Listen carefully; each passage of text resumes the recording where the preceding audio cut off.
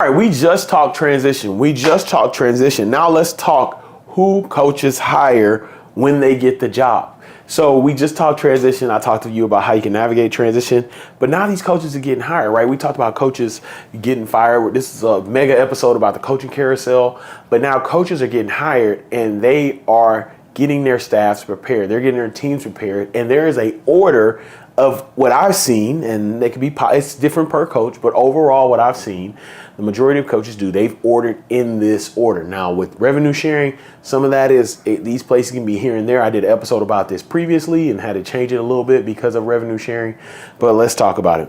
All right, when coaches are getting a new job, the first thing they have to do now, the reality of now with revenue sharing and the transfer portal, is they're gonna hire their front office. Specifically, they may bring somebody with them.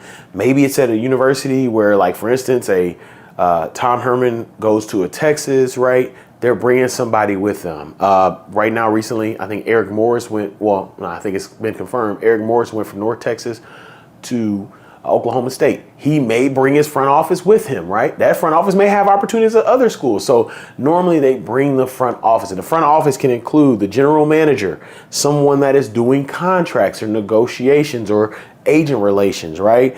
Personnel, scouting and recruiting leaders or people in those staffs there, because they got to get there. They got to build this roster. They got to negotiate things. They got to understand how much money's there. They also got to scout not only high school players, but players of other schools. They got to scout, watch film on the players, a retention specialist, right? So a coach is getting hired. They're going to bring that front office. They're getting that GM. They're getting all that set, because what's happening right now, if a coach is getting hired right now, this is the last game of the year right here.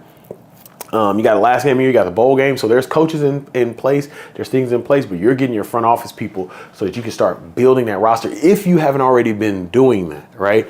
That first hire is going to be a front office hire. That second hire is going to be operations. It's going to be operations. So this changed a little bit from my other one, but you have to get that operations person in there. You got to get that person in there, and some of them are already there, right? And some coaches use those operations people in there, and they know that hey, if you're doing ops right now, you're here till the second signing day, and we're going to figure out what we'll do with you then. So those operations people may be looking at are already there, but you're going to hire an operations person. This is the person that's running the details of the program, running the external, running all the stuff, the operations. So the GM's doing everything on the roster and all that. Your operations person is the everyday, the schedule, how we're doing this. The coaches, they're helping get stuff prepared for interviews. And so you got one person focusing on the roster, another person focusing on the program and the day-to-day. And so they're hiring that operations person. Now, before we get going any deeper, I want to talk to you about the 2026 Player Development Summit.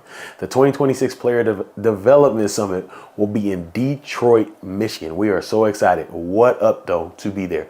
And this will be a gathering of player development, athlete development professionals who are coming together, and we are growing, we're networking, we're partnering to continue to ensure that the enhancement of the athlete experience will continue even long when we're gone. Now, if you like a gathering like that, there's information in the show notes. And if you want to sponsor that, if you're a company that wants to get an athlete in front of athlete development professionals because you have a service that can help, or if you're like, hey, I want to hire athletes. We're a company, we like athletes, we want to hire athletes.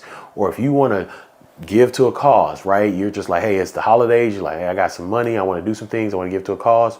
You can sponsor the 2026 Player Development Summit.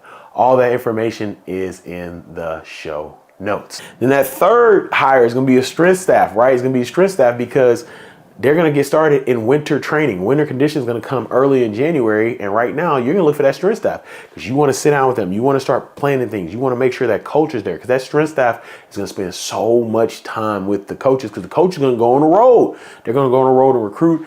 And that strength staff, is going to spend so much time with the players and your roster. So you got to hire strength staff. Most of them already know, or they're interviewing strength staff. But a strength staff is going to be important. And normally they go, strength person is going to bring their 1 or 2 people, and they'll bring the back half of their strength staff at the end, which we'll talk there. But they're hiring that strength person, that coach that helps with the culture that the coach is setting. The fourth hire is going to be your coordinators, right?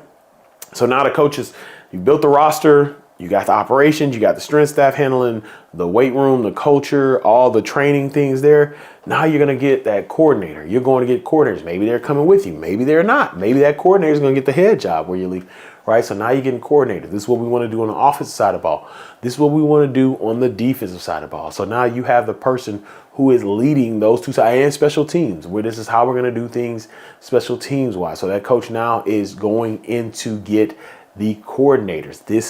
These are the groups we're going. This is how we're going to play ball, right? Play ball. Because you got everything set up, right? So far, most of it. You got your GM who's building a roster, right? They're making the negotiations. They're having all things. They're meeting with the boosters. They're meeting with NIL. They're doing the revenue sharing, all that. You got operations persons, meeting with the campus, meeting with athletic director, meeting with this, finding out about this building, finding out when they get in this facility, finding this, getting with facilities. Shout out to facilities. Facilities people don't get enough credit, but man, I've worked with some incredible facilities people at every university I was at, right? So operations is handling all that. Then you got the strength staff. They got the team. They got the team in January. The ones that stayed, the ones that came in, the ones who signed. They're working and they're getting ready. They're letting them know this is how it's going to be in the program. And then now you got the coordinators who are preparing. They're getting the coaches to get all that ready because they got to get on the road, recruit. It's very important to get the coordinators. They're building all the stuff as you get prepared for spring. And then after the coordinators, of course, the position coaches. So now you're hiring the position coaches. You know what your salary pool is now because you hired the coordinators. So you know how much money you sit down with your operations person. This is how much money we have for this coach, this coach, this coach, this coach. Operations can also be chief of staff as well. But these are all the people leading operations. So you're saying, hey, this is what we got. We got position coach. Okay, we got this much for a D-line coach. Let's go get a D-line coach. We got this much for O-line coach. Let's go get an O-line coach. So now you're hiring those position coaches, those people who are going to transfer that everything that the coordinator wants, everything that the head coach wants, all the stuff that the strength coach has done onto the field. And then last, but definitely not least, come on somebody, is the player development person and the support staff. So in my experience in the role, I have always come in a wave, that last wave of hiring. It's normally right after the February signing day. So when I came to University of Houston, it was me. It was director of recruiting. It was a couple quality control GA. So it was about 6 of us that got hired at the same time. When I got on in Kansas after signing day, it was about, or Kansas was right before signing day. But when I came in, I was that wave of, it was like 12 of us that got hired, right? So player development and the rest of the supporting staff. And then at Baylor, when I got hired, it was another wave of people. It was like 8 of us, right? So that last hire, you going in there, and of course there's hires that happen because people are bouncing around. This coach gets a job, he go gets this. But that last significant hire that coaches make is going to be where player development comes in. I'm talking about player development because this is the player development pod and the rest of the support staff. And so that's where we come in on that wave. And it's pretty interesting how it changed. The changes I have from the first episode to this one was I had operations a little further down and strength staff up. But now with all this stuff they got to do, operations is definitely up there. But that's the breakdown when coaches get hired. And the reason why it's good to know this is because if you're waiting to get hired, you're like, I'm player development. They can hire me right now. I'm telling you right now, I have never, when I got hired, I never got hired before now I have got hired at the same time as the recruiting staff, but that was in an imperfect world. Situations happen, but they had already, the coach was already there and they were bringing in a new person, but they had everything set up. I'm talking about when a coach takes it over. But I was always hired at the same time. I wasn't going to be hired before the strength staff. I wasn't going to be hired before the coordinators. I wasn't going to be hired before the position coaches.